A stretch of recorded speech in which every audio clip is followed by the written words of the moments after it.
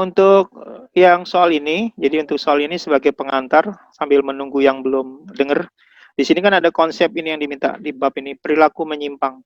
Nah, perilaku menyimpang ini seperti yang saya bahas sebelumnya, bagi yang tidak dari IPS harus lebih rajin kan, biar punya konsep tentang soal ini.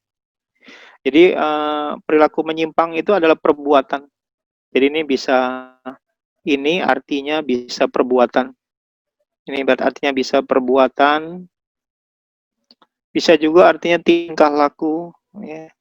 Artinya bisa tingkah laku, nah bisa tindakan, ya, tindakan. Bahkan kalau dalam konteks psikologi termasuk cara berpikir, cara berpikir, cara berpikir, sorry, cara berpikir gitu ya, atau sikap, atau sikap yang tidak sesuai dengan nilai,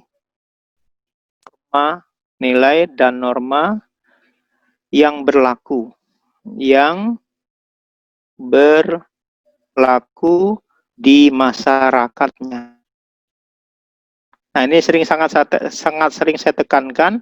Jadi menyimpang itu sangat tergantung masyarakatnya. Bisa jadi sesuatu tindakan di masyarakat A itu tidak menyimpang, tapi menyimpang di masyarakat lain karena setiap masyarakat punya nilai, punya standar nilai dan norma yang beda, gitu ya. Nah, jadi kita tidak bisa menghakimi misalnya ada turis dari Eropa berpakaian sangat minim di Indonesia. Karena dari sudut pandang mereka, berpakaian minim itu bukanlah sesuatu yang menyimpang di masyarakat. Cuman karena kita dibesarkan di masyarakat yang sangat menghormati konsep aurat, ya hal itu buat kita suatu penyimpangan. Nah, jadi kita kalau ketemu teman-teman dari luar negeri yang di dalam kondisi masyarakat kita nggak usah komentar, diamkan saja. Kalau yang cowok-cowok ya nggak usah curi-curi pandang gitu loh. Kan dari sudut pandang kita kan itu tetap aja jina mata kan kira-kira gitu loh. Nah, jadi diamkan saja, hindari, nggak usah dilihat gitu. Karena dari sudut pandang mereka hal itu tidak. Nah, biasanya kalau orang-orang yang datang ini punya kepekaan sosial yang bagus, dia akan lihat, oh orang-orang di Indonesia cara berpakaiannya semacam ini, mereka tertutup. Nah, orang yang sopan, mereka akan beradaptasi dengan budaya kita, walaupun kita tidak sampai memaksa mereka untuk beradaptasi. Nah, biasanya begitu loh. Jadi kita biarkan aja dulu, nah semoga dia memahami bahwa kalau di Indonesia, tolonglah beradaptasi dengan berpakaian di Indonesia. Kita masih sangat menghormati konsep aurat. Jadi hal itu jangan sampai terlampau terlihat, jangan sampai terlampau transparan, jangan sampai terlampau sempit kan kira-kira gitu loh. Karena berpakaian itu kan salah satu fungsinya adalah menutup aurat kita. Kenapa? Karena beda nilai dan norma. Kan kira-kira gitu loh. Karena dari sudut pandang mereka pakaian kita yang terlampau panjang, yang terlampau lebar tuh nggak ribet gitu loh katanya, panas banget. Nah, karena mereka terbiasa dengan sistem nilai dan norma yang ada di mereka. Nah, itu yang disebut dengan perilaku menyimpang. Jadi dari adik-adik yang tidak dari IPS itu yang disebut dengan perilaku menyimpang adalah perbuatan, tingkah laku, tindakan termasuk cara berpikir dan sikap yang tidak sesuai dengan nilai dan norma yang berlaku di masyarakatnya. Nah, penyimpangan itu tidak terjadi, jadi supaya penyimpangan itu tidak terjadi, nah maka ada namanya sistem pengendalian. Nah, sistem pengendalian ini yang kita sebut namanya adalah disebutnya akomodasi. Jadi pengendalian sosial itu salah satunya adalah namanya akomodasi. Tentunya berhubungan dengan hukum.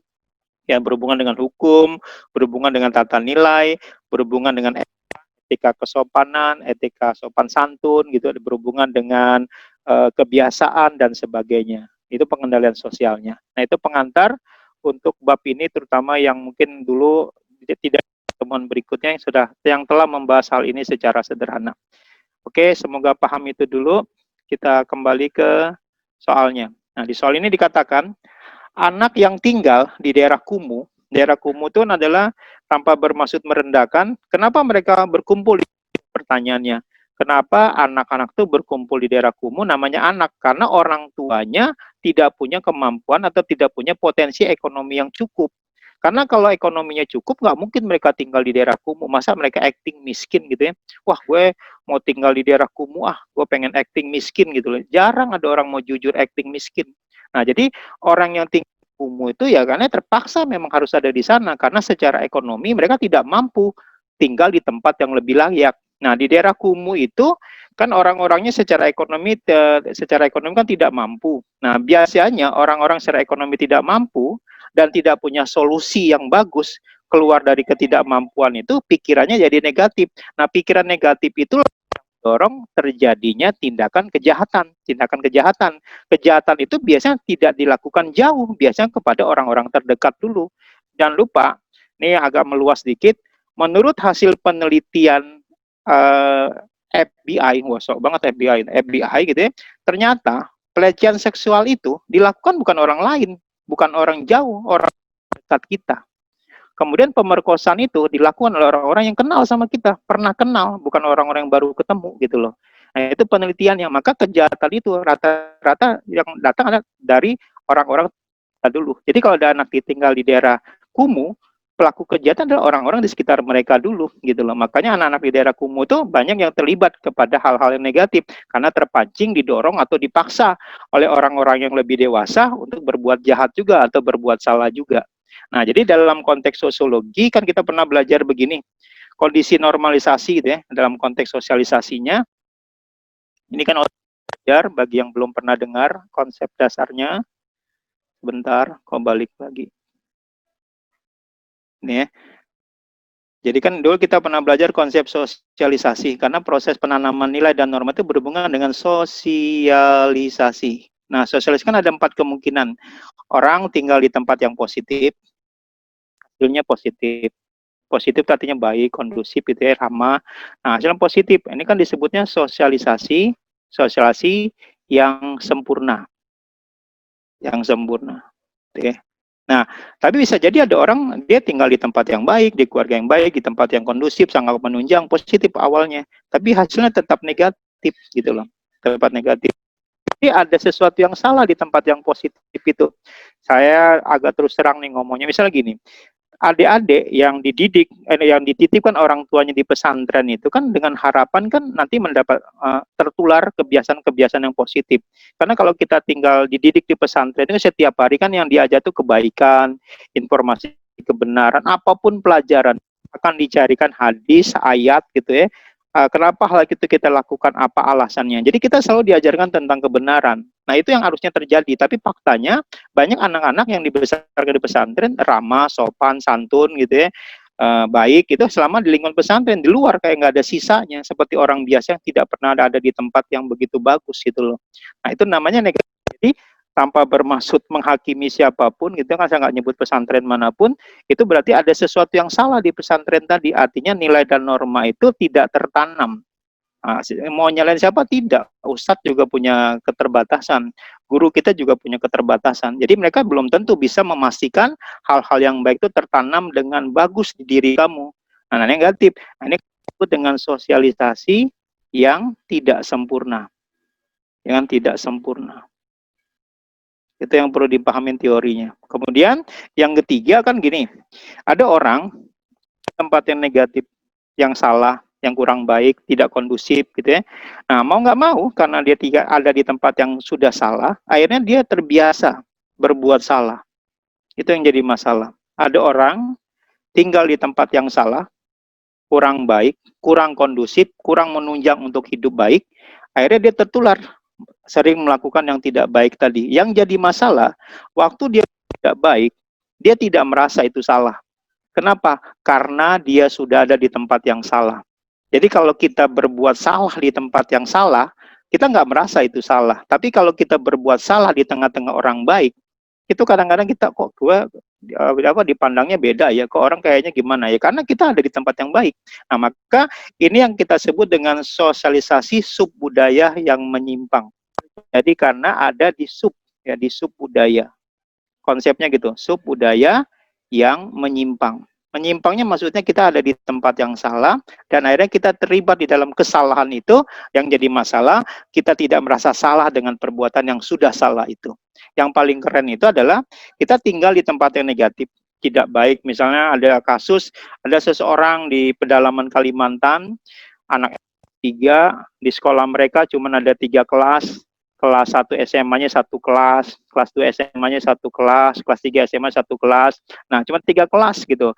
Buku jarang, gurunya cuma satu guru tuh ngajar beberapa bidang studi karena nggak ada guru yang mau datang ke tempat itu, tapi salah satu anak di tempat itu bisa lulus ujian nasional dengan rata-rata di atas 8.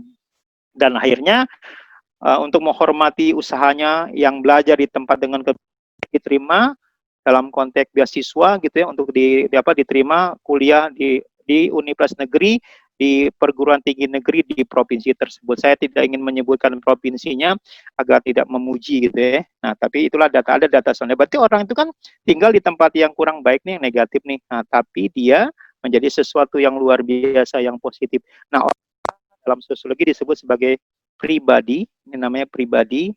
Nah, pribadi yang unggul. Pribadi yang unggul. Nah, itu yang keren. Walaupun ada ya 1 banding 1000, tapi ada, bukan berarti nggak ada. Nah, orang-orang inilah yang kalau hidupnya berjalan lancar, biasanya akan menjadi pemimpin-pemimpin yang luar biasa, yang akan melakukan perbaikan-perbaikan. Ya kita jadi aja, tapi tetap selalu berusaha berbuat baik, kan sederhana. Kita tidak harus menjadi yang terbaik, tapi kita selalu berusaha berbuat baik.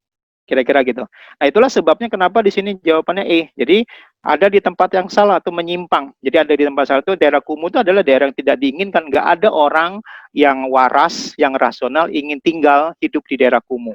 Kenapa? Sesuatu yang salah. Nah, kemudian dia ada di tempat itu dan tertular kepada proses-proses penyimpangan di tempat itu karena teorinya mengatakan penyimpangan itu datang dari orang-orang terdekat dari kita, bukan orang jauh. Oke, nah jadi nomor 1 itu kenapa jawabannya teorinya adalah teori yang ketiga ini, ada di tempat yang salah, akhirnya berbuat salah dan tidak merasa salah dengan perbuatannya. Ada menyimpang karena menyimpang nilai-nilai subkebudayaan yang menyimpang tadi, karena kata-kata ini tuh teorinya ini. Nah, maksudnya itu. Oke, semoga paham. Nomor 1, itulah sebabnya kenapa jawabannya yang E. Lanjut. Nomor 2.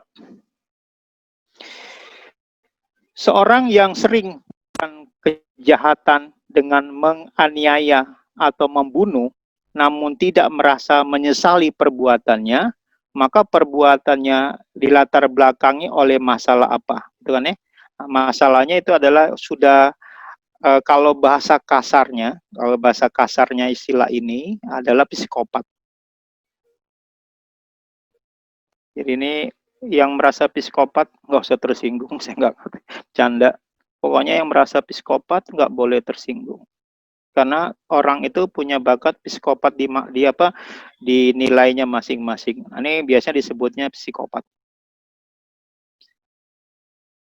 Oke. Karena mereka ini adalah negatif secara pikiran, gitu. Pikirannya biasanya suka salah, tidak umum gitu ya. Akhirnya gara pikiran negatif, tindak negatif juga tindakannya. Tindakannya juga negatif. Nah, kalau ini digabung, pikiran dan tindakan digabung, akhirnya secara kejiwaan negatif. Jiwanya juga negatif. Saya pernah bilang, psikopat bentuk kegilaan. Karena saya pernah bilang teorinya gini, ini anggap aja garis normal hidup kita nih. Jadi ini, bagi yang belum mengingat teorinya,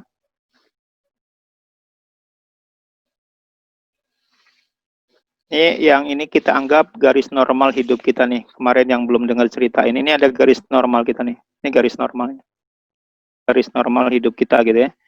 Ini garis normal kita nih. Nah, kita tuh bisa gila positif, bisa negatif. Jadi kalau misalnya kita tadinya normal tidak terlampau jadi garis, tapi kan bisa turun, bisa naik, bisa turun. Nah, gitu. Nah, yang di atas ini namanya gila positif.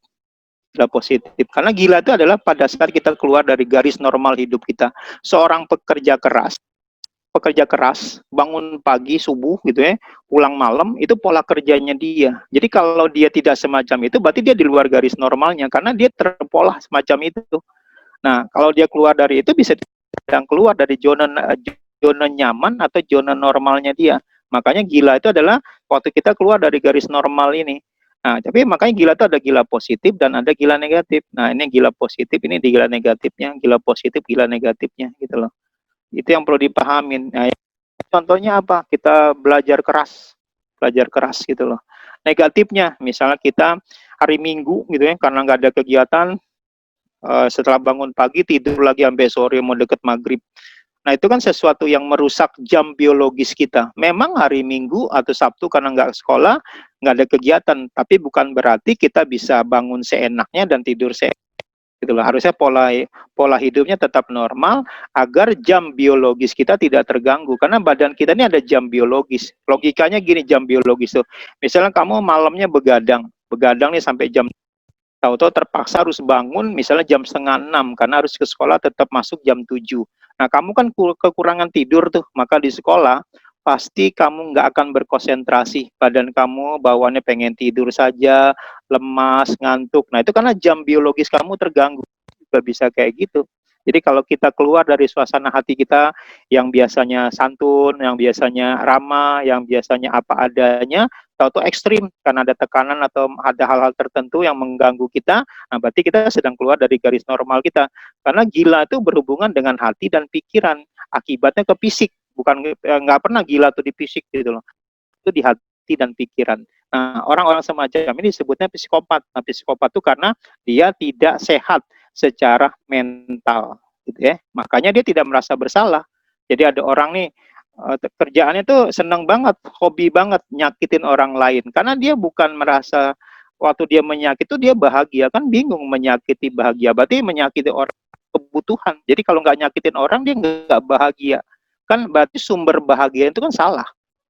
Nah, maka disebut ada berhubungan dengan pikiran dan mental. Orang bahagia kalau nyakitin orang lain. Kan alasan yang sangat salah. Orang itu harusnya bahagia kalau menyenangkan dan membahagiakan orang lain, bukan bahagia dengan menyakitin orang lain. Nah, kalau ada orang sudah karena menyakiti orang lain, berarti kan sumber bahagianya itu sumber yang salah. Akhirnya kalau itu berlanjut menjadi suatu kebutuhan, maka dalam jangka panjang di usia-usia yang dia berjalan di atas umur 23, ya kerjanya itu terus. Bahkan saya menjadi sebuah tindakan kriminal dengan bangga, dengan bahagia kalau bisa merugikan orang lain, menyakiti orang lain, mencacatkan orang lain. Itu kebutuhan buat dia. Jadi bukan masalah hasilnya, sudah menjadi kebutuhan buat dia. Kira-kira gitu. Contoh yang lainnya agak ekstrim, nggak usah dibahas di sini. Tapi itu maksud kenapa dikatakan bahwa perbuatan itu adalah sikap mental yang tidak sehat. Tidak sehat itu pikiran dan tindakan yang tidak sesuai dengan nilai dan norma yang berlaku di masyarakatnya. Karena bisa jadi seperti saya bilang tadi, menyimpang di kita belum tentu menyimpang di orang-orang yang di penjara. Kita di sekolah lingkungannya seperti itu. Bayangin teman-teman yang di penjara, sekolahnya di penjara, pasti beda suasananya. Nah, itu maksudnya ya. Pesannya sama, kalau ada hal-hal yang terlalu cepat dijelaskannya atau kurang dipahami, silakan di komen dan ditanya. Semoga saya bisa jelaskan lebih rinci lagi. Oke, itu untuk nomor 2. Kita pindah ke nomor 3. Didengarkan aja dengan baik, biar terekam konsepnya. Perkelahian antar pelajar termasuk bentuk perilaku menyimpang karena ya sederhananya kan pelajar, tugasnya apa? Tugasnya belajar, bukan belajar mukulin orang lain. Terus bukan belajar begini, yang punya masalah itu sebetulnya dia. Cuman karena dia butuh dukungan, dia mengajak teman-temannya seperti masalah itu masalah satu sekolah. Ada teman-temannya karena solider, dukung dia. Karena banyak teman-teman tuh kadang-kadang mendukung itu juga tidak rasional. Pokoknya itu teman gue sekolah. Siapapun dia itu teman gue. Satu angkatan, gue harus dukung. Padahal bisa jadi teman yang kita dukung itu salah. Kadang kita suka begitu tuh, teman-teman yang sosialisasinya kurang bagus, terlampau manja di rumah, kemudian terlampau sering dipuji oleh keluarganya sampai dia lupa kelemahannya, akhirnya di lingkungan lainnya dia tidak mandiri, dia haus akan pengakuan dan pujian. Jadi kadang-kadang sebetulnya yang sumber masalah itu dia, misalnya menggoda teman dekat orang lain, sekolah lain, yang di sana keberatan, akhirnya terjadilah benturan. Nah, dia cerita ke teman-teman di sekolahnya, ceritanya versinya lain, bahwa dia dianiaya. Akhirnya teman-temannya karena rasa solider, akhirnya ngedukung dia. Hal sebetulnya bisa jadi dia penyebab masalahnya. Gara-gara dia, orang dua sekolah bisa berbenturan. Kan tawuran tuh banyak disebabkan oleh masalah-masalah oleh orang-orang yang kebetulan memang berpengaruh di sekolah itu. Dan orang ini bisa mempengaruhi orang lain, menjadikan masalahnya dia menjadi masalah kelompok. Karena yang sumber masalah bisa jadi dia gitu loh, walaupun tidak selalu begitu. Nah, jadi adik-adik kalau ngedukung seseorang, pikirin dulu baik-baik nih, sebetulnya jadi sumber masalahnya dia atau betul-betul orang lain. Karena mendukung sesuatu yang salah, itu juga dosa.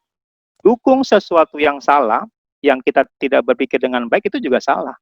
Nah, maka mendukunglah dengan rasional, kira-kira gitu ya. Nah, maka di sini dikatakan gitu. Jadi perkelahian antar pelajar harusnya sama-sama belajar, ini malah sama-sama berantem kan kurang bagus gitu. Harusnya menahan diri. Walaupun menahan diri itu ada waktu dan ada tempatnya. Kalau kita sudah diperlakukan ya sampai mengancam fisik kita gitu ya, menghancurkan perasaannya kita, bolehlah kita membela diri. Tapi pribadi aja ajakin aja, tantangin orang yang menyakiti kita. Kalau saya sih dulu gitu. Ya maksudnya begitu tuh waktu zaman SMA ya sangar juga gitu loh. Artinya kalau ada orang nyakitin saya tantangin pribadi aja. Udah lo nggak usah gue ngomongnya agak kasar. Udah lo jangan kayak gerombolan gitu. Gerombolan kayak anjing itu maksudnya kira-kira gitu bahasa kasarnya dulu. Kalau lo berani ya lo urusan sama gue aja. Cari tempat kita selesaikan. Apapun hasilnya selesai masalahnya.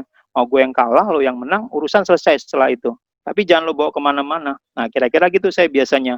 Ya dari peristiwa itu ya tidak semuanya saya menang. Sebagian besar saya kalah juga. Cuman saya udah nunjukin sikap orang lain. Ini masalah kita berdua. Biasanya di zaman SMA itu masalah palak memalak. Kakak kelas itu suka malakin kita yang masih kelas 1 gitu loh. Nah, mereka tuh biasanya orang yang suka malak itu, ya kan mental. Artinya dia ingin mengintimidasi, memanfaatkan potensi yang ada di milik orang untuk kebahagiaan dirinya sendiri. Nah, saya nggak suka, sekali dua kali saya kasih. Tapi kan kadang-kadang kalau kita nggak punya, itu satu-satunya uang kita buat kita jajan karena lapar, buat kita pulang dipalak juga, kita kepancing, mau kakak kelas ya kita hadapin juga. Nah, cuman biasanya saya pakai psikologi gitu. Jadi saya bilang sama orang-orang itu, nanti ini urusan pribadi, tapi gue ingetin sama lo, kalau kita berbenturan secara pribadi, ini kemungkinan cuma ada dua. Kalau nggak cacat mati, lu udah siap nggak dengan resiko itu? Kalau mental lo nggak sekuat itu, nggak usah lo berurusan sama gue. Nah, biasanya orang-orang cuma beda apa? Orang-orang suka jago gertak.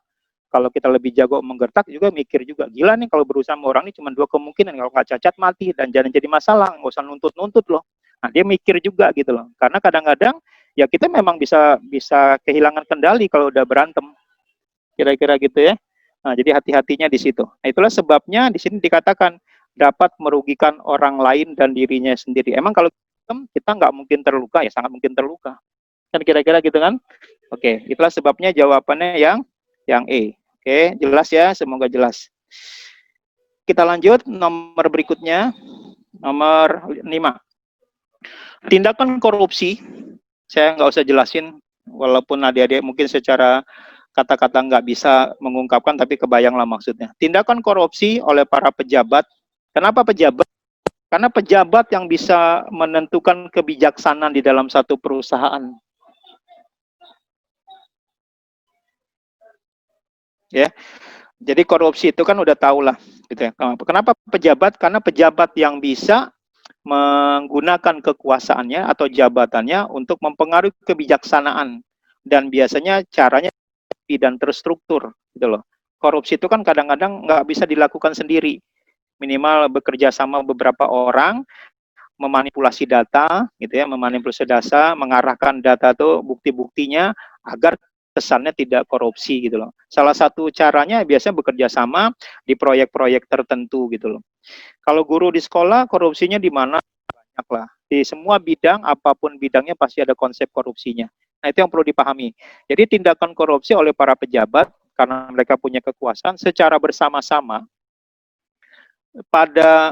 secara bersama-sama mungkin maksudnya secara terus-menerus dan mapan, termasuk tipe perilaku menyimpang apa gitu ya.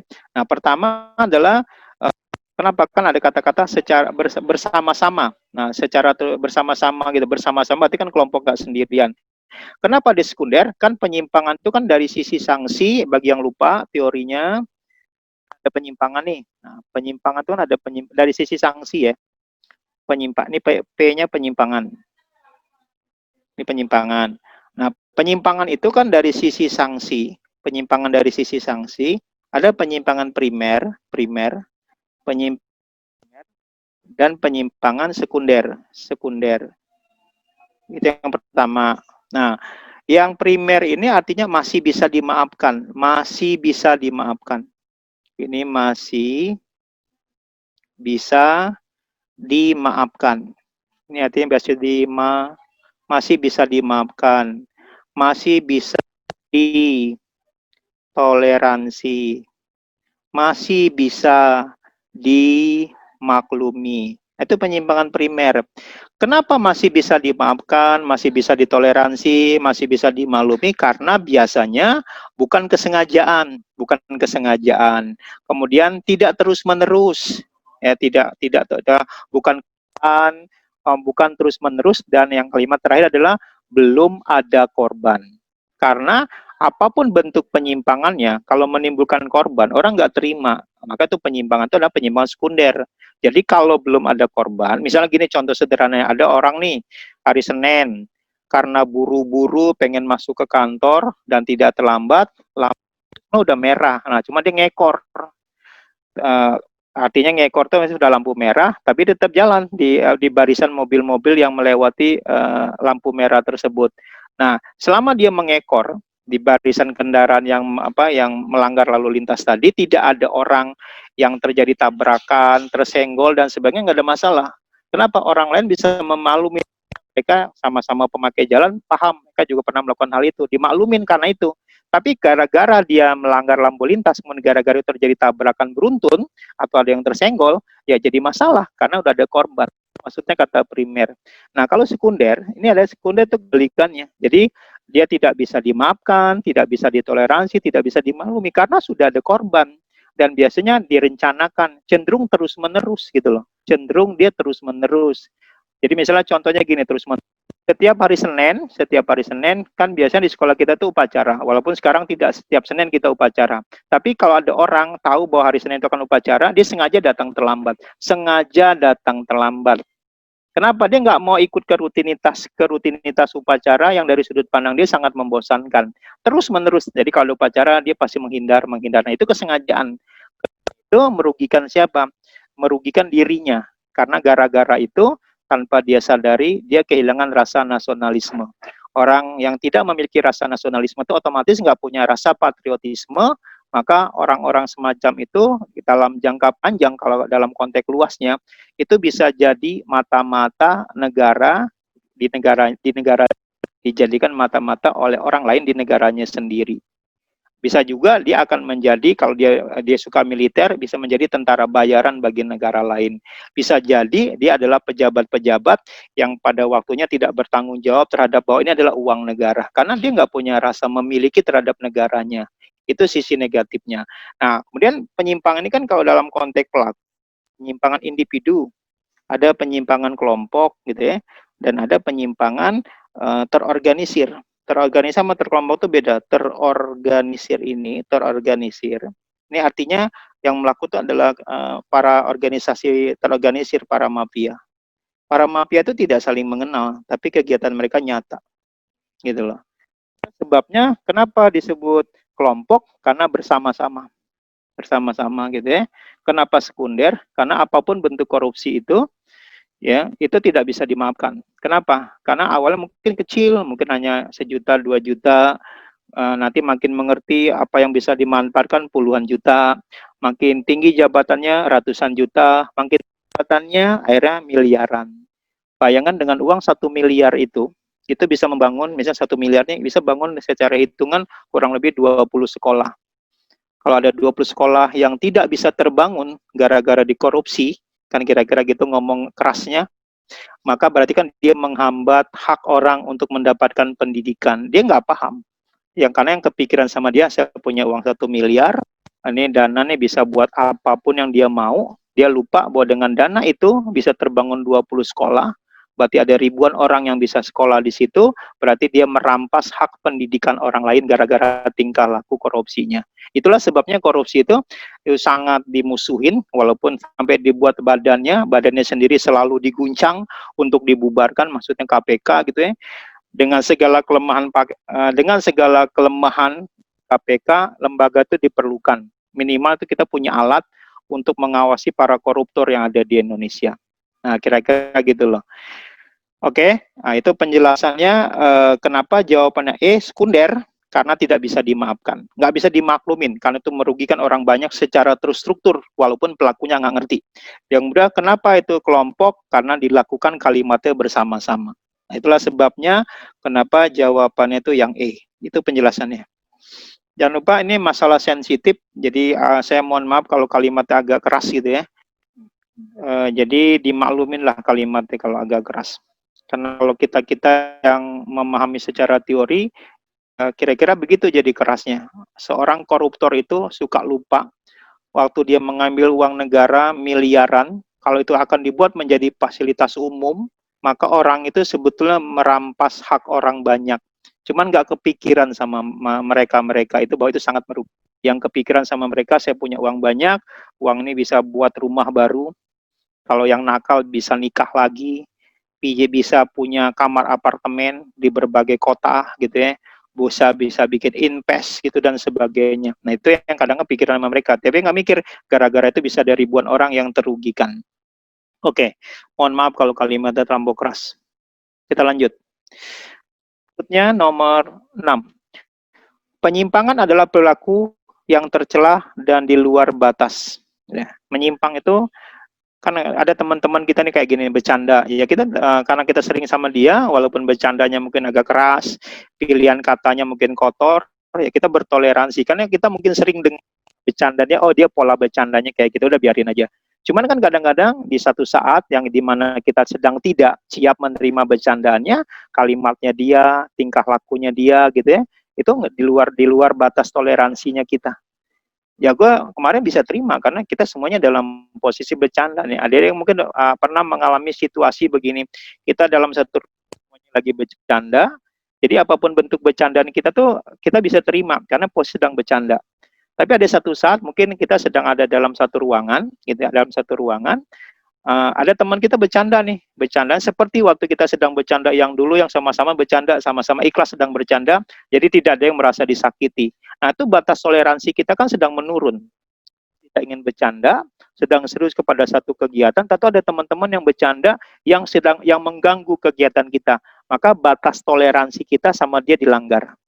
Kira-kira gitu loh. Nah, maka kata-kata menyimpang itu salah satunya ukuran adalah dia sesuai nggak toleransi di wilayah itu atau di tempat itu atau perasaannya kita gitu loh.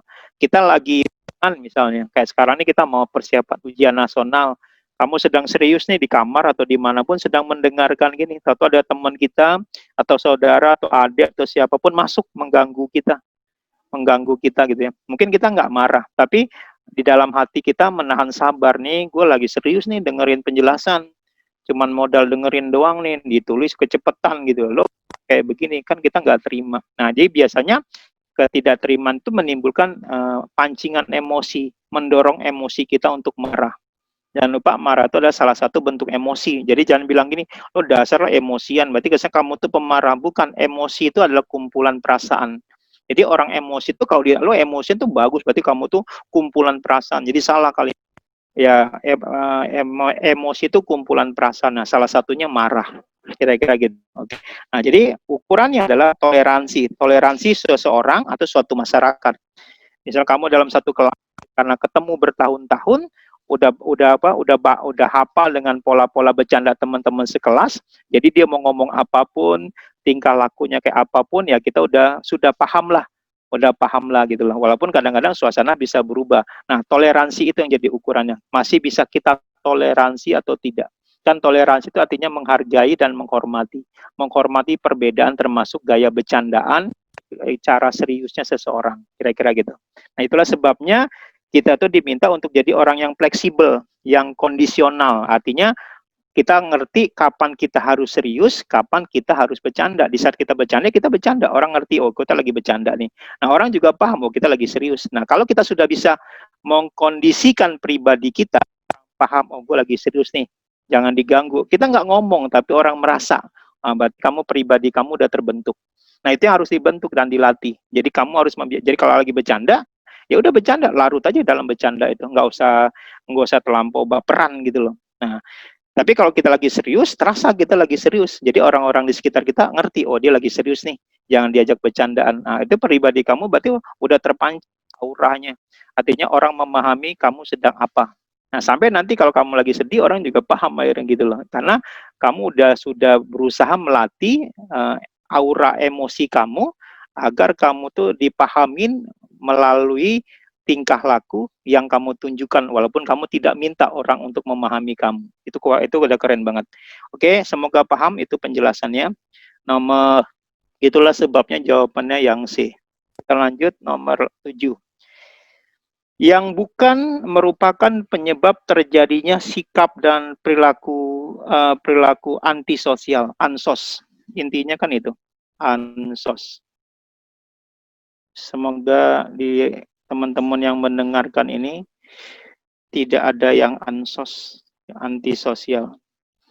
Orang yang ansos ini, kalau secara ciri, pertama cenderung menutup diri.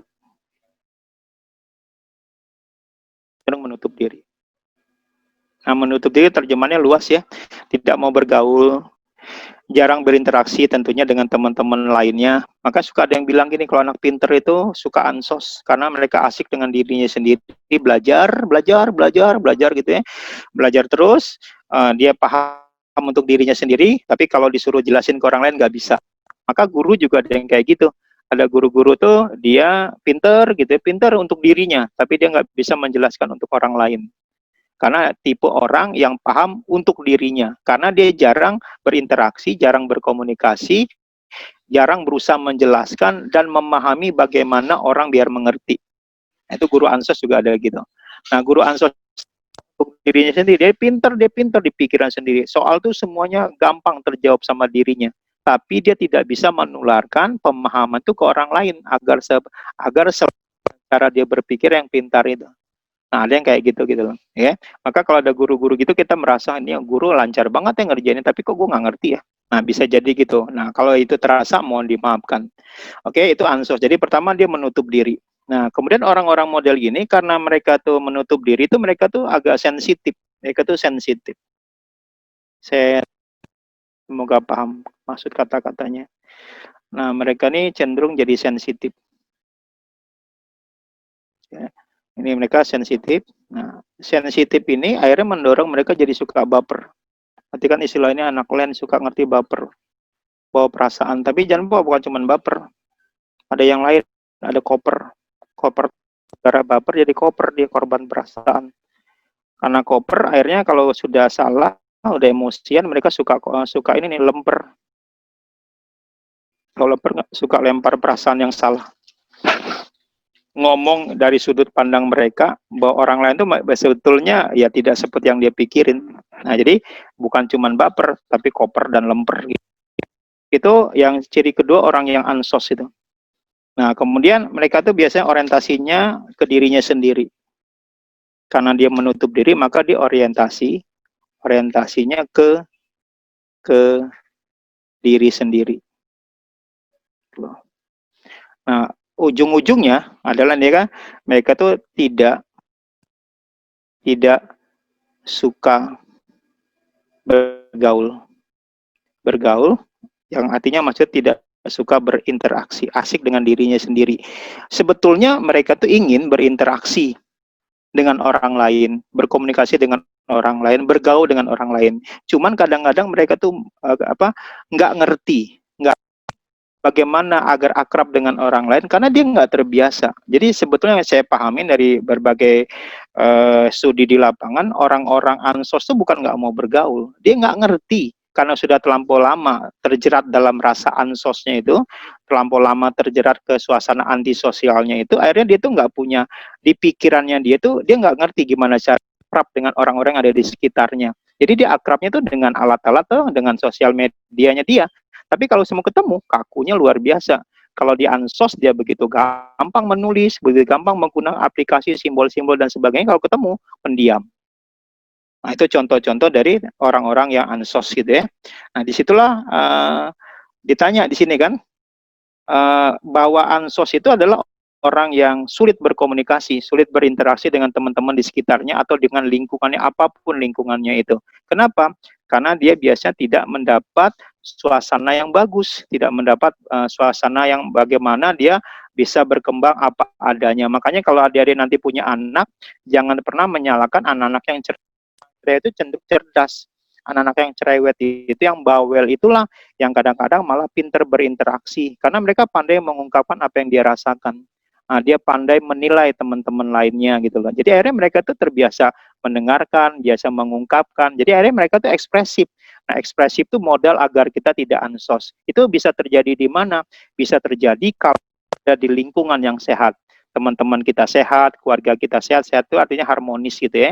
Maka di sini dikatakan yang bukan merupakan penyebab terjadinya sikap yang antisosial itu adalah kalau kita ada di keluarga yang harmonis. Karena keluarga harmonis kan terbuka, mereka saling berinteraksi, sering berkumpul, gitu ya, bercerita dan sebagainya. Nah, karena jadi itulah salah satu ansos nanti kalau punya keluarga, bikin keluarga kita jadi keluarga yang apa adanya. Karena keluarga apa ada itu ada syarat terjadinya keluarga yang harmonis. Kira-kira gitu. Terimalah orang tua kita kayak gitu, adik kita kayak gitu, saudara kita kayak gitu, ibu kita udah gitu, udah gemuknya gitu, udah biarin aja. Nah, tidak usah dihakimi dengan kekurangan fisiknya, tidak usah menghakimi gaji orang tua kita yang mungkin kurang, disyukuri aja. Maka kita menerima apa adanya di keluarga kita itu menjadi syarat keluarga kita menjadi terbuka. Nah, terbuka itu adalah alat agar kita menjadi berkomunikasi dan akhirnya kita menjadi senang satu sama lainnya, menghargai apa adanya, itu menyebabkan terjadinya keluarga yang harmonis. Nah, itulah sebabnya kenapa yang ini yang bukan adalah lingkungan keluarga yang harmonis. Keluarga harmonis menyebabkan orang bagus mentalnya. Nah, syarat bagus mental itu menyebabkan orang tidak jadi ansos. Oke, itu untuk nomor 7. Semoga dipahamin.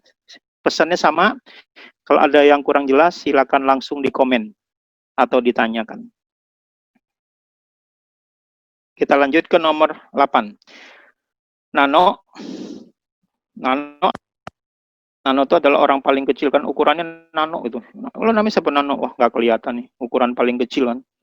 Nano adalah seorang anak yang baik, sopan, dan patuh pada orang tua. Saat belajar di SMA, ia berteman dengan kelompok berandalan. Kita harus menerima, tidak mungkin semua teman kita di satu kelas itu adalah orang-orang yang baik. Termasuk di sekolah-sekolah unggulan. Kan sekolah unggulan gitu ya, harusnya kan yang terpilih itu orang-orang baik, kan ada orang-orang yang mau belajar. Tapi faktanya, mau di sekolah unggulan apapun, dalam satu kelas itu selalu ada teman-teman yang bermasalah.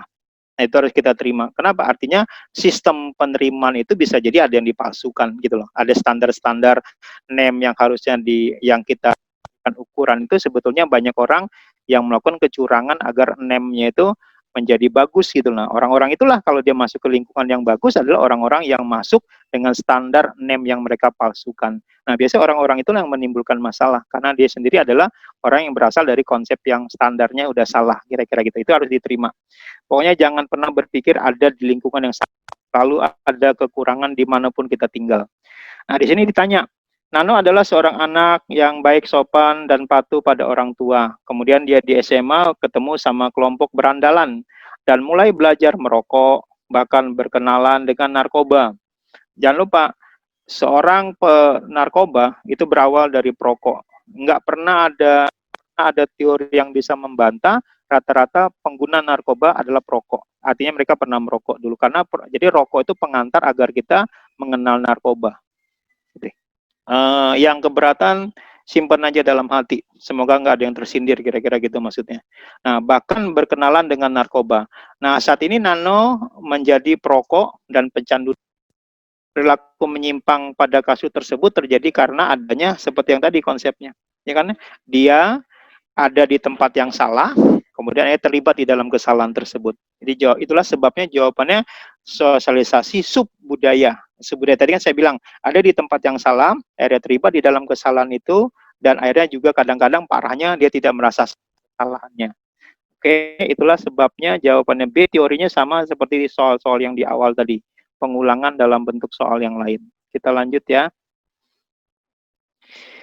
Nomor 9, ini agak panjang soalnya, semoga sudah dibaca. Karena di nomor 9 ini, untuk soal nomor 9 ini ada 1, 2, 3, 4, 6, 7 orang yang salah. Dari 19 orang ada 7 orang yang salah. Berarti banyak yang nggak paham maksudnya gitu loh. Sepeninggalan suaminya, berarti ini seorang istri kan, sepeninggalan suaminya, berarti seorang istri namanya terlampau manis gitu, kembang setaman, harus membesarkan bayinya yang masih berusia 3 bulan. 3 bulan ya harus dekat dengan ibunya, nggak bisa jauh dari ibunya karena sangat tergantung sama ASI. 3 bulan seorang diri, Kenapa dia seorang diri dikatakan? Karena tidak satu pun kerabat yang sudah bantunya. Kenapa nggak membantu itu kita nggak ngerti gitu ya.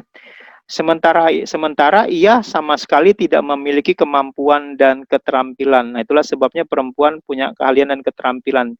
Jadi kalau ditinggal suami tetap bisa bertahan intinya gitu. Untuk bekerja nggak punya keterampilan. Biasanya orang tidak punya keterampilan belum tentu tidak berpendidikan.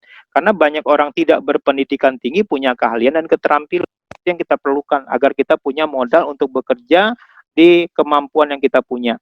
Nah, di tengah himpitan hidup yang terasa menyesakan itu, seorang kenalannya menawarkan pekerjaan sebagai pramuria. Pramuria itu dalam konteks masyarakat kan artinya pelayan gitu ya, penyaji gitu, pelayan atau penyaji kan dianggap profesi yang kurang bagus.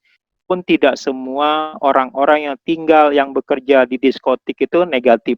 Ya mereka betul-betul bekerja aja, gue kerja dapat shift malam, masuk jam 10 pulang subuh. Orang yang nggak ngerti ini anak kerja di mana ya, pulang kok subuh-subuh gitu loh. Jadi kesannya negatif aja buat orang ngerti. Tidak semua orang yang bekerja di kafe-kafe yang buka yang memang harus kerja malam itu negatif. Banyak orang yang bekerja di sana yang betul-betul menjalankan profesinya saja. Tapi kita harus siap terima godaan untuk berbuat salah, bekerja di tempat-tempat semacam itu tentunya lebih keras, lebih besar daripada kita bekerja di tempat-tempat kantor-kantor umum. Oleh karena kalau perempuan itu usahakan jangan bekerja di tempat-tempat semacam itu karena godaan untuk berbuat salah itu banyak banget. Itu maksudnya. Tapi bukan berarti orang-orang bekerja di sana itu pasti salah. Banyak orang yang betul-betul murni bekerja karena sekolahnya memang mengarah ke sana. Dia seorang bartender gitu ya. Ya karena dulu sekolahnya di sekolah-sekolah semacam itu mau nggak mau dia harus bekerja di tempat itu, masa dia kerjanya di warung Padang yang nggak ada bartender lah. Nah mau nggak mau kan, nah, jadi tidak semua orang di sana itu adalah orang-orang yang salah, tidak juga. Nah, oh cuman masalah godaan untuk berbuat salahnya lebih banyak, itu aja masalahnya. Karena kemampuan kita menahan godaan itu nggak sama setiap orang gitu. Ketahanan kita untuk melawan godaan itu nggak sama. Oke, nah itu kalimat maksud soal tersebut. Jadi kalau kita bayangkan soal ini, nah pertanyaannya adalah ya pertanyaannya hati-hati nih. Inilah awal mula Kembang Setaman akhirnya berkenalan dengan dunia prostitusi. Nggak usah kita bahas lah. Kamu udah tahu maksudnya. Yang dapat disimpulkan dari uraian di atas, jangan lupa tadi konsepnya. Dia pramuria. Akhirnya terlibat dalam satu kegiatan prostitusi. Kan luar biasa perubahannya. Seorang pramuria yang mungkin karena kurang gajinya, hanya berapa juta sebulan, kemudian gaji ada bonus dan bayangan gaji yang lebih besar di kegiatan yang berikutnya terlibat gitu loh. Apalagi dia sendiri sudah seorang janda hanya punya anak satu gitu kan. Jadi kalau dalam bahasa gaulnya apalagi yang mau dijagain kan kira-kira gitu loh. Nah jadi memudahkan dia karena nggak akan ada masalah atau beban tersendiri gitu loh. Bukan seperti kasus yang terakhir tuh yang ada di bisa yang baca di sosial media ada dengan PD-nya menawarkan keperawanannya seharga 2 miliar.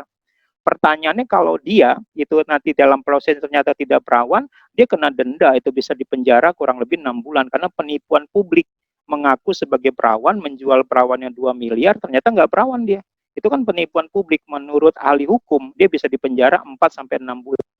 Nah, jadi keberanian dia itu yang bikin heboh. Jadi dia pilarnya itu karena dia berani mengungkapkan itu di depan umum. Yang jadi masalahnya itu adalah dananya katanya untuk membantu orang-orang yang sedang kesusahan di pandemi corona ini. Masalahnya kalau pakai teori agama, niat baik itu caranya harus baik. Itu kan sesuatu yang kurang bagus, menjual dirinya kebaikan gitu loh. Mendingan kita mendoakan saja, tidak memberikan apa-apa. Itu lebih bagus daripada dia memberikan sesuatu yang salah untuk kebaikan. Karena konsepnya kalau niatnya baik, ya caranya harusnya yang dipertanyakan dan dipermasalahkan masyarakat di luar niat baiknya dia untuk membantu orang tadi. Nah, semoga Adik ngerti tuh maksud soal tadi kan ceritanya agak panjang tuh. Maka Adik semoga paham itu karena dia tidak punya lagi rasionalitas dia sebagai ibu muda yang dengan punya anak bayi dengan segala permasalahannya untuk mempertahankan hidup. Kadang-kadang ibu itu demi anaknya itu bisa melakukan apa aja. Nah, konteks ini ada seorang ibu muda yang ditinggal suami, punya anak bayi yang harus dijaga hidupnya. Maka kadang-kadang seorang ibu itu sudah lupa sama dirinya. Yang dia pikirkan punya penghasilan agar dia bisa menjaga kelangsungan hidup anaknya. Nah, itu yang keren di balik soal ini. Kalau kita bacanya dalam konteks sosialnya gitu ya. Nah, kenapa itu terjadi? Ya karena dia tidak punya kemampuan, tapi dia harus menghidupi dirinya dan keluarganya, terutama anaknya tadi. Saya bilang tadi, perasaan seorang ibu, kalau dia benar-benar ibu, semua perempuan itu punya perasaan sebagai ibu, dia bisa melakukan apapun, mengorbankan dirinya bahkan untuk menjaga kelangsungan hidup anaknya. Nah itulah, maka dia mendapat tekanan sosial agar dia tetap punya penghasilan untuk menjaga anaknya tadi. Nah oke, semoga paham. Itulah kenapa jawabannya C, ada tekanan struktur sosial. Jadi struktur sosial artinya kejadian-kejadian, suasana-suasana, bisa stratifikasi, bisa diferensiasi gitu ya, bisa nilai dan norma yang ada di sekitarnya. Nah, dia melupakan itu dalam rangka mendapat penghasilan, walaupun salah. Oke, itu cerita nomor 9. Karena sosiologi ya begitu harus diceritain. Teorinya udah cukup tadi, udah cukup banyak. Nomor 10. Pengendalian sosial bertujuan untuk jelas. Pengendalian, misalnya kita salah, nah diingatkan, agar apa? Agar kesalahan itu tidak berulang. Pengendalian sosial, logika gampangnya gini, kita berbuat kesalahan, ada orang mengingatkan kita untuk tidak mengulangi kesalahan itu. Tujuannya apa? Agar kita tidak mengulang kesalahan itu kan, berarti agar kita mencegah agar hal itu tidak terjadi lagi. Kan kita sering diingatkan dalam peribahasa, hanya orang bodoh yang melakukan kesalahan 3 kali di hal yang sama. Jadi kan kita sering di sini itu dalam bahasa peribahasa, hanya orang bodoh yang mau melakukan 3 kali di kesalahan yang sama. Kalau orang itu berpikir, nggak artinya dia, artinya rasionalitasnya digunakan, dia salah sekali oke. Nah, salah 2 kali oke, tapi jangan 3 kali. Kalau 3 kali berarti kita bodoh. Artinya kita betul-betul terjebak, kenapa sampai terlibat di kesalahan yang sama. Kalau dalam bahasa agama kita sering diingatin kalau musuhan itu nggak boleh lebih dari 3 hari. Marah oke, berantem oke. Ya bertemu, mungkin nggak bersalaman, mungkin belum baikan, tapi setidak-tidaknya kita tidak menunjukkan rasa permusuhan lagi. Kan gitu konsep dasarnya. Nah itu adalah unsur sosial, tapi ada unsur agamanya. Nomor 10, itulah sebabnya mencegah terjadinya penyimpangan norma yang baru, karena jangan melakukan kesalahan yang sama. Disitulah fungsi pengendalian sosial. Lanjut, nomor 11. Masih dengerin? Apakah suara saya masih terdengar dengan jelas? Walaupun sambil tidur-tiduran boleh, makan siang, makan padang juga boleh. Asal jangan sambil olahraga, nggak fokus nanti. Mohon interaksinya dulu, apakah suara saya masih terdengar? Takutnya saya bicara. Oke, masih terdengar ya. Kita lanjut ya, mohon semoga tidak. Ini karena harus selesai juga 20 nomornya. Di sini dikatakan, berikut ini yang bukan merupakan ruang lingkup pengendalian sosial.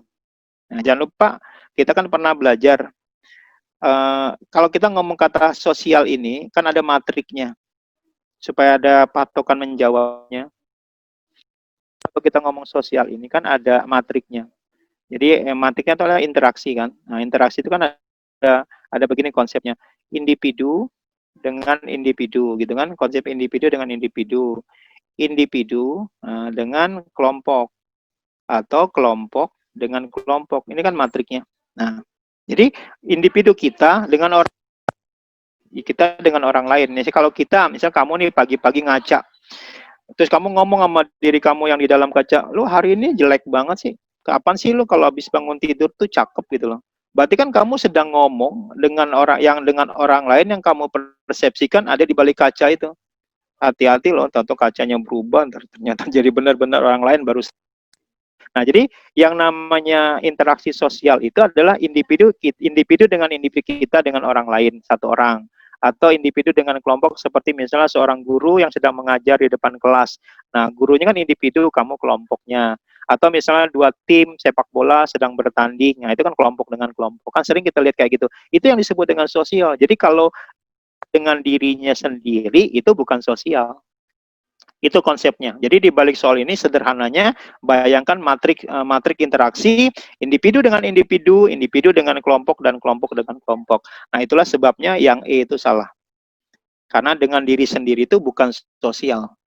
Karena kalau ada orang, mungkin adik-adik pernah dengar konsep teman hayal. Nah itu sesuatu yang hati-hati itu. Jadi waktu kita masih kecil, nggak tahu kamu pernah ngalamin atau tidak, kita sering dengar ada adik kita atau saudara kita gitu ya, atau teman kita tuh merasa punya teman hayal. Jadi kalau dia di kamarnya, seperti dia tuh punya teman nyata yang dia bisa aja ngobrol, kayak disautin, dia ngomong. Memang yang nyautin nggak kedengar sama kita, persepsi dia di pikiran dia, di hayalan itu ada orang yang nyautin omongannya dia. Nah, itu ada dua konsep tuh, betul-betul itu masalah psikologi, bisa juga berhubungan dengan, ya nggak usah dibahas, nanti makhluk-makhluk yang ada di sekitar kita gitu loh. Nah, dalam konteks ilmiah, yaitu adalah namanya teman hayal dalam konteks psikologi. Jadi kita tuh di alam bawah sadar kita membangun bahwa di sekitar kita itu ada orang lain, sepertinya berkomunikasi dengan kita. Bahkan kita saking hayalan itu tinggi banget, kesannya dia merespon pembicaraan kita dan kita kayak berdialog. Nah, itu termasuk individu dengan orang lain, tapi orang itu nggak nyata. Sosiologi itu nyata, fakta. Itu nggak masuk ukuran sosiologi. Jadi teman hayal bukan konsep sosiologi. Itu nomor kenapa jawaban? Karena pengendalian diri itu diri kita sendiri. Itu bukan dengan orang lain. Itu bukan sosial maksudnya gitu. Nah, itulah sebabnya jawabannya yang Sorry.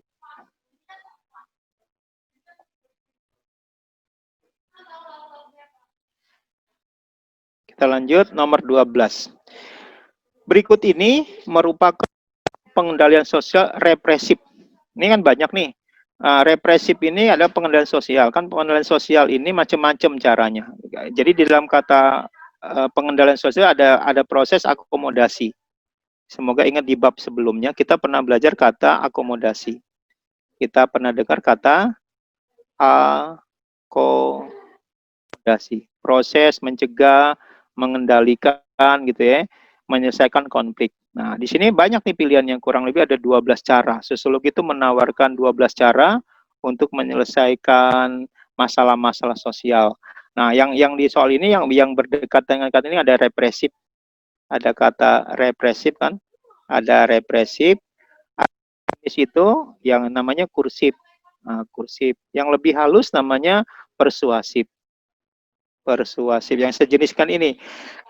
Ada lagi dalam jangka panjang namanya edukatif. Edukatif. Nah, ada juga sosialisasi. Sosialisasi. Ini adalah hal-hal yang sejenis dengan represif. Bedanya kalau represif itu ada unsur tekanan, direpres, ditekan. Tekanan, ada kata-kata tekanan. Nah, di dalam tekanan ini di dalamnya ada unsur ancaman. Tekanan dan ancaman itu represif. Nah, kalau kursif ini kekerasan dengan cara kekerasan. Kekerasan ini dibagi dua, kekerasan secara fisik dan secara mental atau psikis. Nah, kalau orang dibully itu dapat dua-duanya. Sama kakak kelasnya dicubit sampai biru, itu kan fisik. Nah, kemudian dia direndahkan, dihina, itu psikisnya. Jadi kursif itu kekerasan. Bisa secara fisik saja, bisa secara kejiwaan saja, bisa campuran kedua-duanya. Nah, orang dibully itu dua-duanya. Makanya banyak kasus orang dibully itu saking nggak tahan sampai bunuh diri. Kalau ada dia lihat cerita-cerita Korea, Jepang, Asia Timur gitu, banyak cerita-cerita orang dibully itu ujungnya gantung diri. Terakhir itu ada orang dibully sama teman-teman sekelas karena dia anak baru yang sebetulnya sangat pandai, cuman nggak biasa di lingkungan dapat tekanan, udah ngelapor sama bapaknya, nggak ada solusinya, ditangkapin biasa aja, dia juga nggak tahan, akhirnya pulang, bapaknya menemukan anaknya sudah dalam konteks gantung diri. Jadi jangan pernah meremehkan kalau orang dibully, kita nggak tahu daya tahan terhadap tekanan. Ingat-ingat tadi kalimatnya, kita tidak bisa mengukur, kita tidak bisa tahu daya tahan seseorang terhadap tekanan. Bisa jadi mungkin dia diam saja, tapi hatinya sakit banget. Bisa jadi ada orang mungkin secara fisik dia memar, berdarah, tapi mentalnya kuat. Nah, jadi kita jangan pernah melihat itu. Tetap kalau ada dia punya teman, punya anak nanti, kalau dia mendapat bully harus tetap diawasi, karena kita nggak ngerti daya tahan dia terhadap tekanan dari teman-temannya atau dari lingkungannya. Tetap harus diawasin. Nah, kalau persuasif ini adalah sesuatu yang sangat disarankan. Karena di dalam kata persuasif ini ada unsur kata ajakan gitu ya. Termasuk himbauan di dalamnya. Ada himbauan. Ada apa lagi? Ada juga unsur bujukan. Bujukan. Di persuasif ini bisa juga bentuknya rayuan. Nah, akhirnya bisa juga memberi pengertian. Jadi pada bisa artinya memberi. Ini artinya bisa memberi pengertian. Memberi pengertian. Makanya penyuluhan itu adalah memberikan kesadaran, memberikan pengertian. Nah, sampai yang paling keren adalah membangun. Ini kan agak susah kata membangun. Membangun apa? Membangun kesadaran. Nah, itu pengertian daripada persuasif. Jadi sesuatu kalau ada masalah itu sebenarnya paling disarankan persuasif. Kenapa? Cenderung tidak akan ada yang dikorbankan. Jadi persuasif itu disarankan karena cenderung tidak ada yang dikorbankan. Nah, kalau edukatif udah ngerti kan edukatif, edukasi. Orang itu didewasakan melalui proses pendidikan. Karena orang yang dewasa itu cenderung menghindar daripada konflik. Kalaupun dia konflik, konfliknya konflik.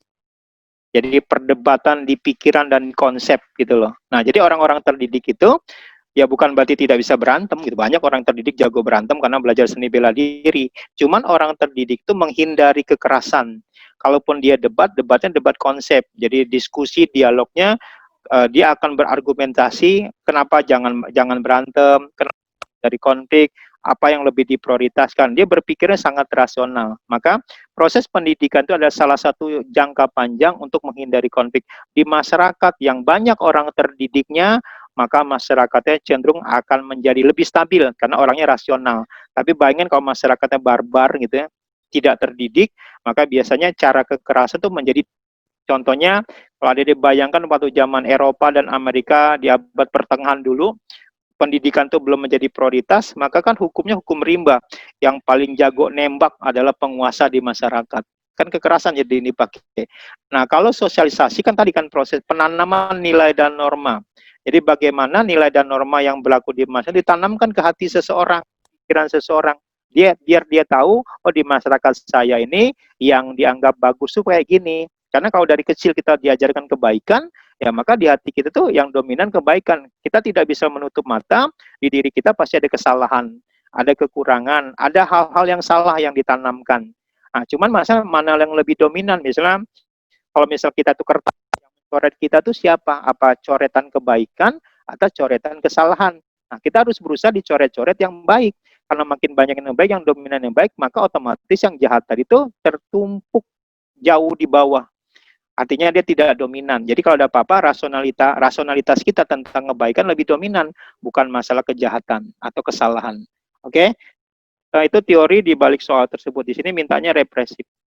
Tekanan dengan ancaman. Kecuali apa? Gitu loh. Nah, kecuali apa? Ya kan ya? Jelaskan kalimatnya. Menghukum perilaku yang keliru. Menghukum kan ada tekanan. Gua hukum. Gitu. Misalnya ada anak-anak kalau ada nakal, dihukum. Tidak dikasih jajan seminggu. Kalau anak saya, kalau dia nakal, tidak boleh keluar rumah, nggak boleh main 3 hari. Buat anak, nggak boleh main 3 hari itu rasanya luar biasa. Kayak gatel pengen keluar dari rumah, kira-kira gitu loh. Nah, itu hukuman. Agar dia ngerti kamu salah, dihukum lagi. Jadi akhirnya dia berusaha untuk tidak melakukan kesalahan yang sama, hukum. Nah, menghukum itu nggak boleh fisik, nggak boleh dipukul. Kalaupun memaksa memukul, yang dipukul itu bagian-bagian yang tidak berbahaya. Jadi yang dipukul itu tangan dan kaki. Tidak boleh lebih dari itu. Kalau mukul yang lain, takutnya ada cedera. Banyak cerita-cerita ada orang kehilangan kesabaran gitu ya. Akhirnya memukulnya lepas kendali, atau besoknya anaknya mengalami pendarahan dalam. Biasa tuh yang kita nggak sadar. Karena kalau kita emosi, pukulan kita tuh berkekuatan lebih, kira-kira gitu loh ya. Nah, itu penjelasannya untuk nomor 12. Oke, semoga paham. Jadi jawabannya adalah yang jelaskan kecuali kepatuhan. Kepatuhan itu bukan bagian dari represif. Kepatuhan itu karena kita sadar bahwa hari itu harus kita lakukan. Oke, lanjut. Sampai nomor 15 ya. Udah dibilangin, waktunya habis. Karena soal ini memang butuh banyak penjelasan. Bentar, agak cepat dikit.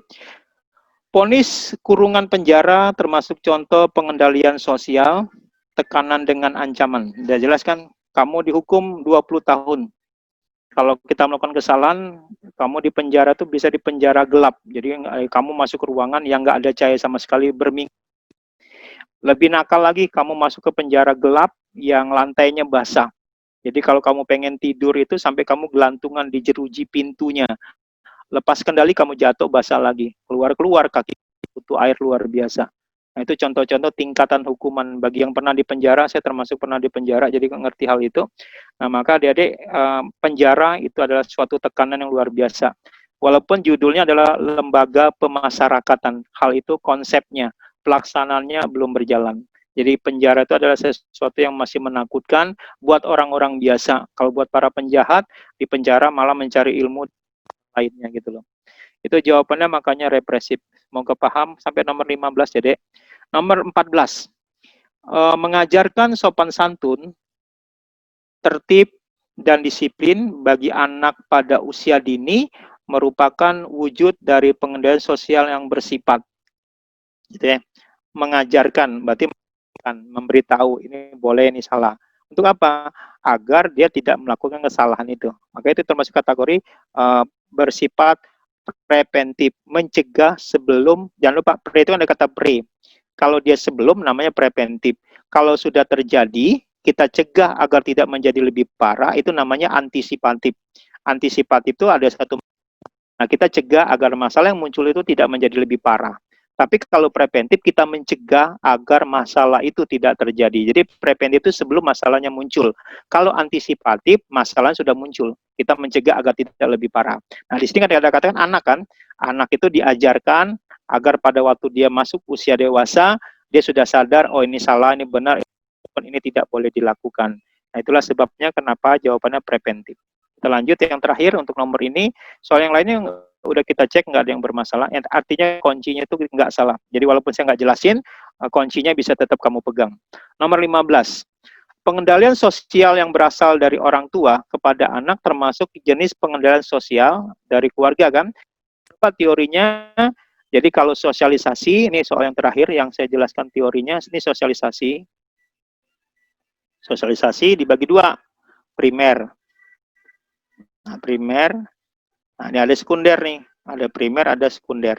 Ingat-ingat, kalau primer itu pokoknya keluarga. Keluarga itu bukan cuma bapak, ibu, adik, kakak. Semua yang punya dengan kita. Jadi kakek ke cucu, paman, gitu, bibi, keponakan, itu termasuk keluarga. Jadi semua orang yang punya garis darah dengan kita itu namanya keluarga. Nah, itu primer. Jadi kalau sekunder itu adalah yang di luar keluarga kita. Bahasa umumnya adalah dari masyarakat.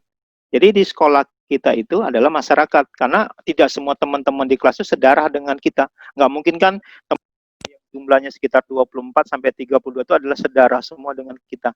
Sebagian besar adalah bukan keluarga kita, maka itu bagian dari masyarakat. Jadi singkat cerita, kalau dia keluarga kita ada garis darah, itu primer. Di luar sekunder. Nah, di sini kan kata-katanya adalah orang tua kepada anaknya. Kan berarti kan keluarga kan, maka jawaban itulah primer. Jadi jawabannya adalah yang C. Oke, adik-adik, untuk hari ini sampai di situ dulu yang bisa saya jelaskan. Yang lainnya udah nggak bermasalah, udah dicek kuncinya, udah benar semua. Jadi bisa dipegang kuncinya. Untuk hari ini sampai di sini dulu. Salam sejahtera untuk semuanya. Assalamualaikum warahmatullahi wabarakatuh. Waalaikumsalam warahmatullahi wabarakatuh. Makasih, Kak. Sama-sama.